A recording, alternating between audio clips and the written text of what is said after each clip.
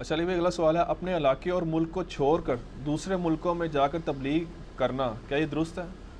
یہ میرے بھائی مجھے پتہ ہے اس سوال کے اندر سے کیا سمیل آ رہی ہے. جو بیچارے اپنی جیب سے مال خرچ کے اتنی تکلیف اٹھا کے اپنے ملک کے اندر بھی تبلیغ کرنے کے لیے جا رہے ہیں، تبلیغی جماعت والے ادھر جاتے ہیں تو مولوی کی تیکھیاں سنتے ہیں، وہ عوام کی تیکھیاں سنتے ہیں. یار وہ دین کے لیے قربانی کر رہے ہیں. آپ کا مولوی تو تنہا لے کے جمعہ پڑھا رہا ہے نا، اور تبلیغی جماعت والا بیچارہ اپنی جیب سے خرچ کے دوسرے شہر میں آ کے آپ کو تبلیغ کرنے کے لیے آیا ہے. آپ کو تو بے تنخواہ ملازم ملے ہوئے ہیں، اللہ کا شکر ادا کریں. آپ کے اپنے امام مسجد نے کبھی باہر جا کے محلے میں دعوت نہیں کی ہے کہ یار مسجد میں آؤ. وہ بیچارہ اتنی دور سے چل کے کراچی کا مسلمان رائے ونڈ سے تشکیل کرا کے پشاور والے کو کہہ رہا ہے نماز پڑھو، اور آپ سے پیسے بھی نہیں مانگ رہا. مولویوں کو تو چاہیے آدھی تنخواہ ان کو دیں کہ آپ ہمارے حصے کا کام کر رہے ہو. مولوی کا کام صرف نماز پڑھانا ہے کیا؟ جو نمازی مسجد میں نہیں ہے اس کو دعوت دینا نہیں ہے، محلے کے لوگوں کو بتانا نہیں ہے، اور پھر کہتے ہیں دوسرے ملکوں میں جا کے تبلیغ کرتے ہیں. تبلیغ تو کرنی ہے. جس کی کمپیٹنسی ہے کہ وہ غیر مسلموں کو تبلیغ کر سکتا ہے وہ ان کو کرے، جن کی کمپیٹنسی ہے کہ مسلمانوں کو کر سکتا ہے وہ ان کو کرے. یہ کہنا کہ جب تک پاکستان میں ساری تبلیغ نہیں ہو سکتی باہر نہیں جانا چاہیے، غلط ہے.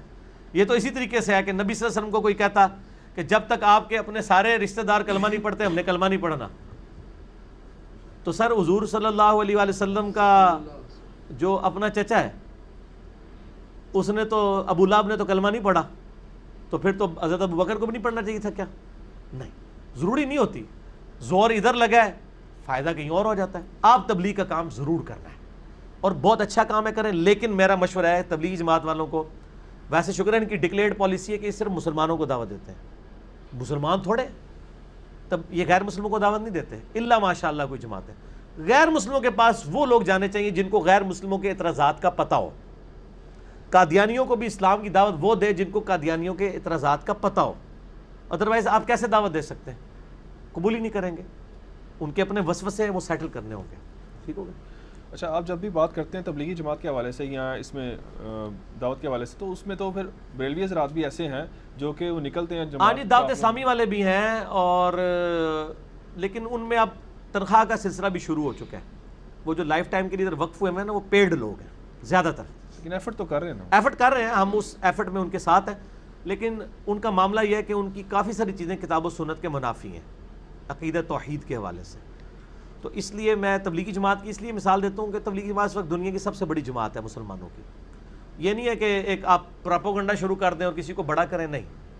میرا یہ دعویٰ ہے کہ عام دنوں میں رائے ونڈ میں اتنے نمازی نماز پڑھتے ہیں کہ خانہ کعبہ میں اتنے نمازی نہیں ہوتے ہیں. عام دنوں میں، خاص دنوں میں نہیں. 1,00,000 کے قریب بندہ نماز پڑھ رہا ہوتا ہے رائے ونڈ میں. اجتماع کے دنوں میں تو زیادہ ہوتا ہے.